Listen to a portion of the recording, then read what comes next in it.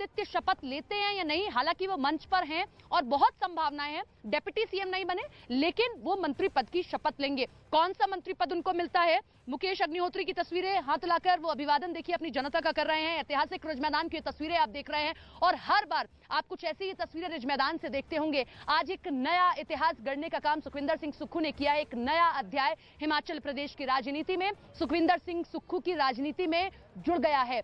सबसे बड़ी बात यह है कि जो कांग्रेस की पार्टी नतीजे आने के बाद टूट की तरफ जाती हुई दिखाई दे रही थी, उसमें बड़ी दिलचस्प बात मैं आपको बता दूं, जिन लोगों को लगता है कि सुखविंदर सिंह सुक्खू के साथ में उतना समर्थन एमएलए का नहीं था, तो यह गलत है। सुखविंदर सिंह सुक्खू के साथ में बहुत बड़ा समर्थन एमएलए का था, क्योंकि सुखविंदर सिंह सुक्खू ने इस बार कई ऐसे एमएलए को टिकट दिलाया था जो पहली बार चुनाव लड़ रहे थे, और यही कारण है कि वो अपने एमएलए के बीच में बहुत ही लोकप्रिय हैं और इसीलिए उनके साथ में समर्थन बहुत ज्यादा है। एक ग्रास रूटेड नेता, बार बार मैं इसलिए जिक्र कर रही हूं क्योंकि आप जब भी सुखविंदर सिंह सुक्खू से मिलने जाएंगे, आपको वो लाव लश्कर जो आमतौर पर आप नेताओं के साथ में, एमएलए के साथ में या इतने बड़े पद के नेता के साथ में देखते हैं, वो नहीं दिखाई देगा। आप जाएंगे, आराम से उनसे मिल पाएंगे, बातचीत कर पाएंगे। अब मुख्यमंत्री हैं, चीजें कैसे बदलती हैं, कई सिक्योरिटीज उनके साथ चलेंगी, वो देखना होगा। लेकिन सुखविंदर सिंह सुक्खू के कंधों पर जब जब जो जिम्मेदारी डाली गई, उन्होंने बखूबी निभाई। कई बार भाग्य ने भी साथ नहीं दिया।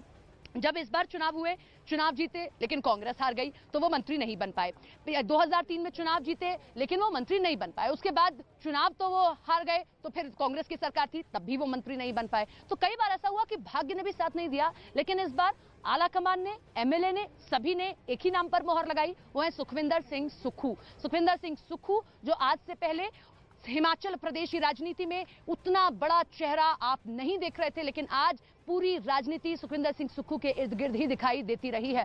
मैं यहाँ 3 दिन से हूं और जब से मैं कांग्रेस कार्यकर्ताओं की वो नारेबाजी और ये तमाम चीजें देख रही थी, आप एक बार भी कोई भी ऐसा बयान सुक्खू की ओर से नहीं सुन रहे थे कि आप ये समझ पाए कि शायद उनकी ओर से भी कोई नाराजगी है, या वो आलाकमान को मनाने की बात कर रहे हैं, या फिर वो आलाकमान को मना रहे हैं, समझा रहे हैं, अपनी दावेदारी को प्रबल कर रहे हैं। बिल्कुल ऐसा नहीं था। वो शांति से मीडिया के सवालों का भी जवाब देते थे, वो शांति से उन तमाम समर्थकों के बीच से निकल जाते थे जो उनके खिलाफ नारेबाजी कर रहे थे, और अंत में यही हुआ। उनकी शांति काम आती है और उनकी शांति कैसे उनकी जीत में तब्दील हो जाती है, और वो मुख्यमंत्री आज बन चुके हैं।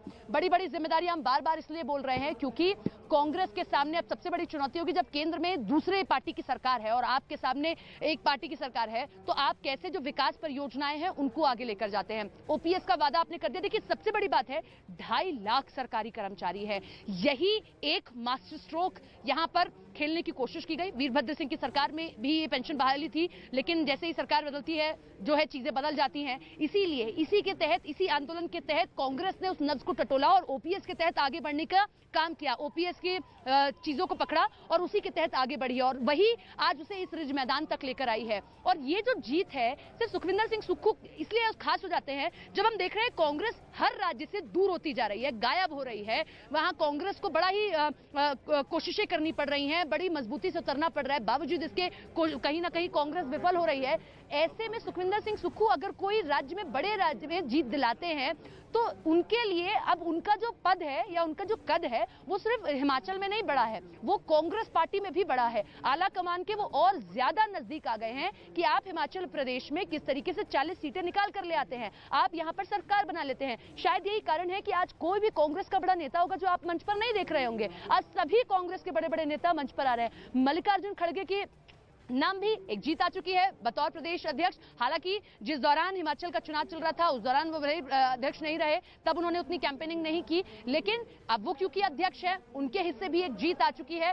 तो ये सब चीजें हैं जो उनके हिस्से भी आई हैं। राहुल गांधी के साथ साथ प्रियंका गांधी, राहुल गांधी तो इस बात में व्यस्त है कि वो भारत जोड़ो यात्रा कर रहे हैं, 3000 किलोमीटर से ज्यादा की यात्रा कर चुके हैं, लेकिन प्रियंका गांधी के हिस्से एक बड़ी जीत आई है। 12 अक्टूबर से वो लगातार यहां पर प्रचार कर रही थी, उनको यहां की कमान दी गई थी। राजीव शुक्ला यहीं के प्रभारी बनाए गए थे। अच्छा, एक चीज और है जो आप यहाँ के नेताओं से, कांग्रेस नेताओं से पूछेंगे, राजीव शुक्ला प्रतिभा सिंह की बेहद करीबी है, यानी कि कहते हैं ना कि आप आलाकमान के कितने करीबी, इसी तरीके से राजीव शुक्ला भी कहीं ना कहीं एक मेन मीडिएटर रहे कि वो प्रतिभा सिंह को इस बात के लिए मना पाए कि वो सीएम नहीं बन सकती, उनके बेटे सीएम नहीं बन सकते, लेकिन मंत्री पद में उनको बड़ी जगह दी जा सकती है। तो राजीव शुक्ला ने भी यहाँ पर एक अच्छे मीडिएटर की, एक बड़े मीडिएटर की भूमिका को निभाया है।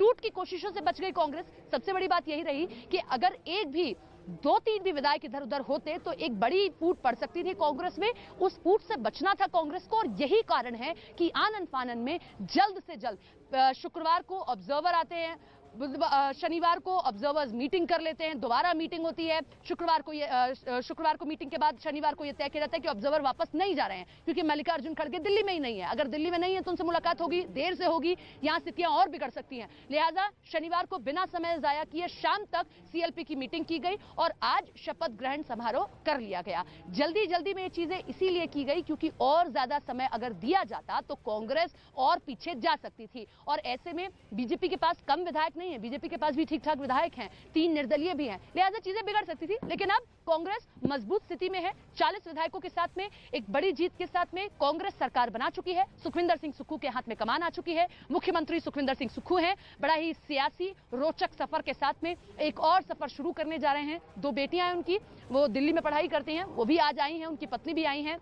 और अब आपसे देखिए सीएम आवास जयराम ठाकुर, कल उनसे भी शिष्टाचार की मुलाकात हुई। जयराम ठाकुर ने भी यही बात बोली कि हम सब हिमाचल प्रदेश के लिए जो विकास की परियोजनाएं हैं उनको आगे बढ़ाने के लिए प्रतिबद्ध है, तो हम सबको यही सब करना चाहिए, चाहे आप विपक्ष में बैठिए चाहे आप सरकार में बैठिए। विपक्ष की भूमिका भी बड़ी हो जाती है, और आप ये समझिए कि जब 25 विधायक आपके पास होते हैं तो आप विपक्ष में भी रहकर बड़ी भूमिका निभा सकते हैं। किस तरीके से कई सारे ऐसे फैसले होंगे जिस पर विपक्ष सवाल खड़े करने का काम करेगा, और जिस तरीके से अटल बिहारी वाजपेयी कहते हैं कि जितनी भूमिका अहम सरकार की हो जाती है उतनी बड़ी भूमिका विपक्ष की होती है। जब एक सीट से एक वोट से वो जो है सरकार से बाहर हो जाते हैं, तो इस बात का जिक्र वो करते हैं। यहाँ अटल बिहारी वाजपेयी की भी एक बड़ी प्रतिमा है, वो भी इस बात का जिक्र करते हैं कि जितनी बड़ी जीत सरकार की उतनी बड़ी जीत विपक्ष की भी होती है।